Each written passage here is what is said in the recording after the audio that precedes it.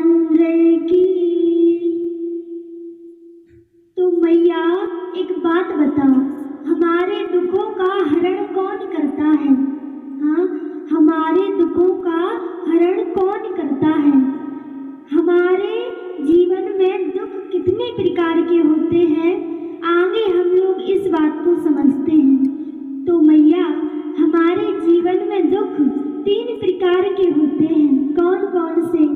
दैहिक दुख, दैविक दुख और तीसरा दुख है भौतिक दुख। कौन कौन से दुख?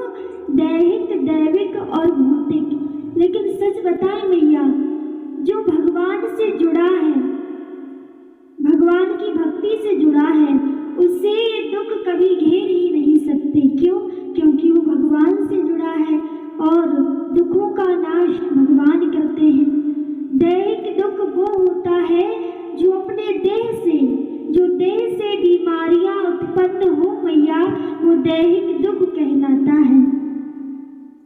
और दैविक दुख यानी गर्मी पड़ने से और सर्दी होने से मैया जो दुख उत्पन्न होता है ना, उसे हम लोग दैविक दुख कहा करते हैं। और भौतिक दुख उसे कहते हैं जैसे सांप के द्वारा डस किया जाए, कुत्ते के द्वारा काटा जाए, वो भौतिक दुख होता है।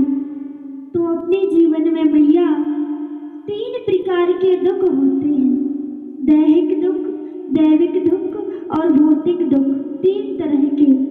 और मैया जो भगवान से जुड़ा है उसे दुख कभी घेर ही नहीं सकते। क्यों? क्योंकि विभीषण जी को कितना दुख था, बताइए। विभीषण जी दुखी थे कि नहीं? कितने दुखी थे? क्यों? क्योंकि विभीषण जी के भाई रावण ने उन्हें लात मार के बाहर निकाल दिया था। विभीषण जी को अपमानित किया गया था, विभीषण जी के भाई ने उन्हें अपमानित किया और लात मार के विभीषण जी को बाहर निकाल दिया। तो बताइए विभीषण जी किसकी शरण में गए थे? श्री राम जी की। हाँ, श्री राम जी की शरण में गए थे और श्री राम ने उन्हें क्या दिया? अरे भाई, श्री राम ने उन्हें लंका का राजा बना दिया। बनाया या नहीं? उन्हें लंका का राजा बना दिया।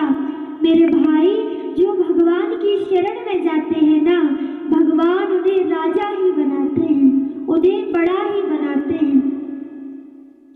इसलिए आपको दुख है, कोई तकलीफ है, तो आप भगवान से कहिए। यदि आपको कोई दुख है और आप संसार के लोगों से कहोगे तो ये लोग आपका मजाक बनाएंगे, इससे कहेंगे, उससे कहेंगे।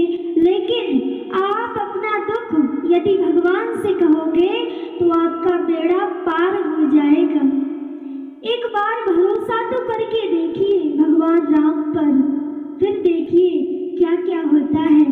मैया, आप मेरी एक बात हमेशा याद रखिएगा। कौन सी?